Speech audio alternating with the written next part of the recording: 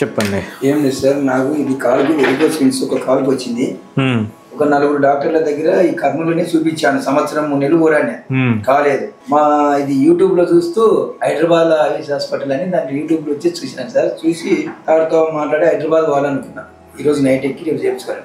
అకస్మాత్తుగా నిన్న మా ఫ్రెండ్ పాములపాడని మన ఊరు పక్కల అతన్ని కలిసి ఇట్లా పండ్రా హైదరాబాద్ పోతున్నట్టు ఏంద్రా అంటే అంత దూరం ఎందుకు నాయన ఇటు కర్నూలు వస్తాడు అశ్విని హాస్పిటల్గా ఆడిపోమంటే నిన్న సరే ఇన్నే చూపించుకుంటారని నిన్న ఊపిరాడు.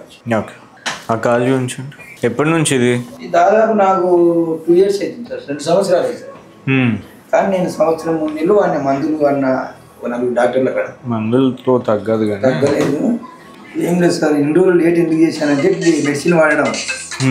నేను ఫార్మర్ కదా, నేను పొద్దున్న తెచ్చి ఇక్కడ చిన్నపిల్లలు వ్యవసాయం చేసుకుంటూ. ఇప్పుడు ఏంటంటే మన కాళ్ళల్లో 2 రకాల సిరులు ఉంటాయి. ఇది మన చర్మానికి దగ్గరగా ఉండే సిరి, ఇది చర్మానికి లోతుగా ఉండే సిరులు.